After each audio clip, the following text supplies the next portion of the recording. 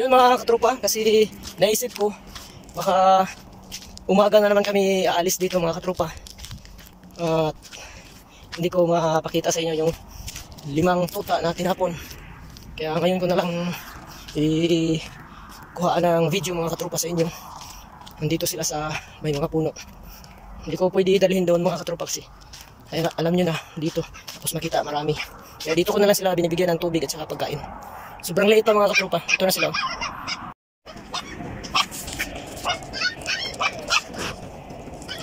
Kaya mga katropa, sobrang liit pa. Tinapon. Ayan o.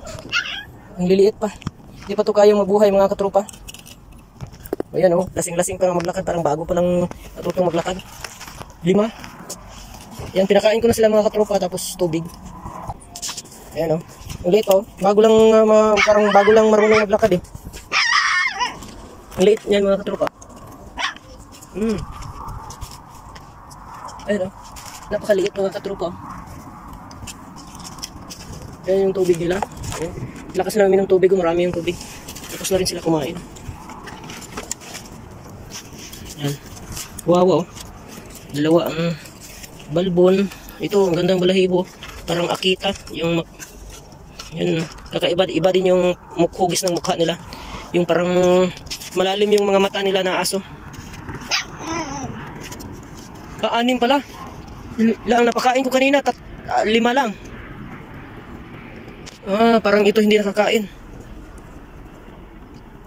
Magtimpla na lang ako gatas mga katropa. Balikan ko to. Painumin ko to gatas. 5 lang kasi kanina eh. Yan sila mga katropa. Kawawa naman. Hindi pa to pwede ihiwalay sa ano eh, mga sa nanay. Tapos tinapo na. Kawawa.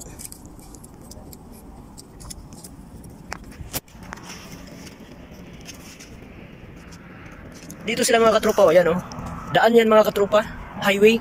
Yan yung papasok dito sa amin. Doon ang daan papunta sa pasukan sa amin. Tapos dito tinapon. Yan yung sako mga katropa.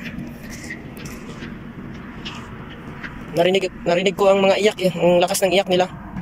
Kasi yung bahay namin malapit lang dyan oh. Yan bahay namin oh. Yan si Mami Muka. Dito talaga tinatapon. Minsan dyan sa likod ng bahay namin itapon. Ayan o.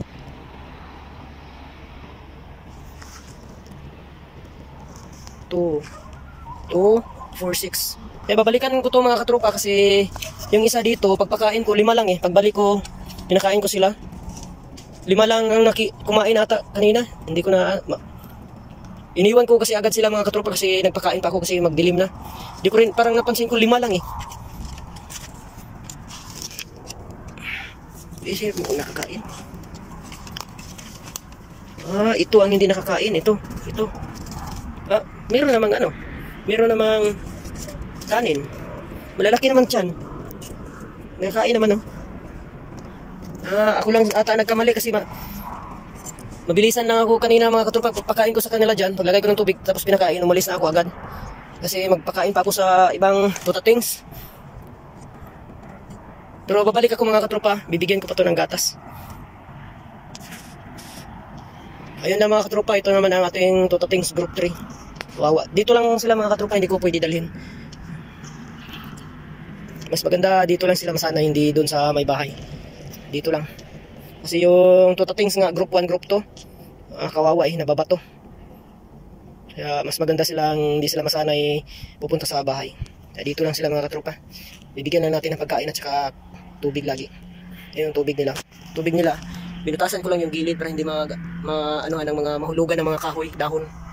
Hindi madumihan. Yan, tutatings group 3. Diyan lang kayo ha. Alis na ako mga katropa. Hanggang dito na lang. Maraming salamat sa inyong suporta. Bye-bye.